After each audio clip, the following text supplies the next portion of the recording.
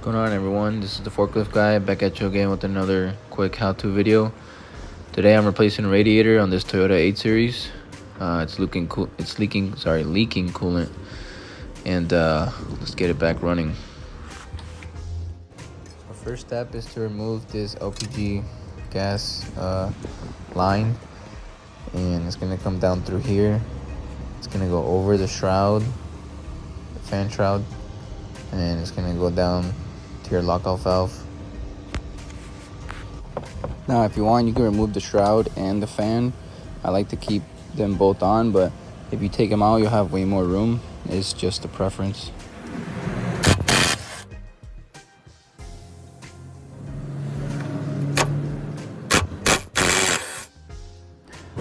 So next, we take out the top radiator hose and we move it out the way so that it's not in our way when we take out the old radiator and put in the new one.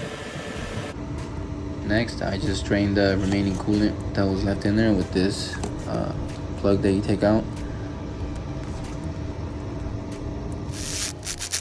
Next, we remove the top transmission line and the bottom transmission line.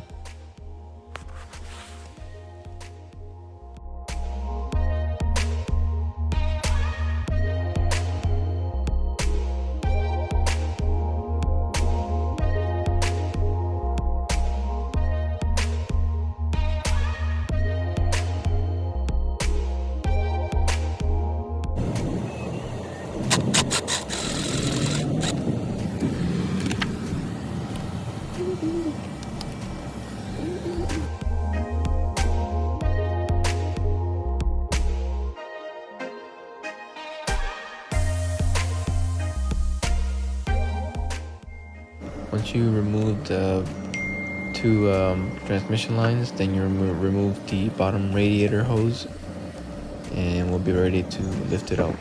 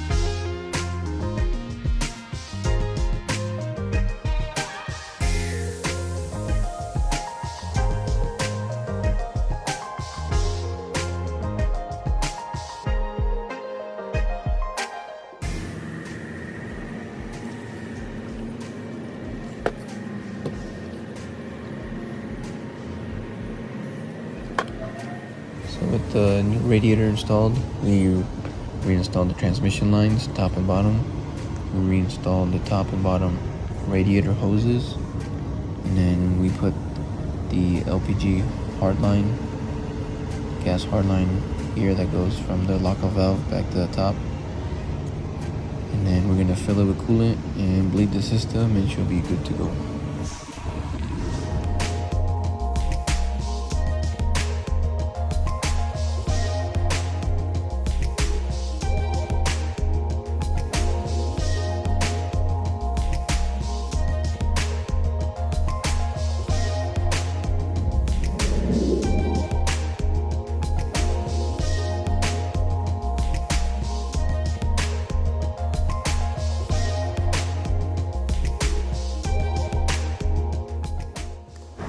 Alright, so to bleed the system, once you've added coolant all the way to the top, it's pretty simple. You're going to turn the truck on, and once it's on with the radiator cap off, I'm going to let it run for a couple seconds. Wait for the coolant to go down a little bit. Once it goes down a tad, then we're going to take an 8mm and we're going to bleed the system on top of the water pump right there. There's a little nipple on there. I'm going to open it until you see the start flooding out, and you'll hear like a hiss of the air coming out.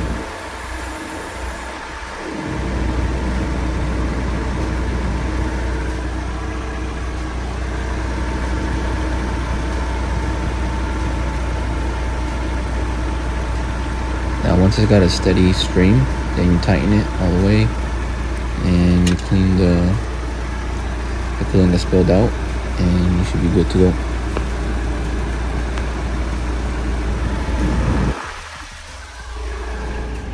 Alright, radiator's in, coolant's in, system is bled, it's not overheating anymore.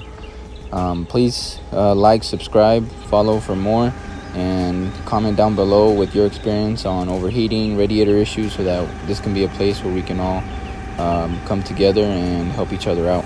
Thank you guys.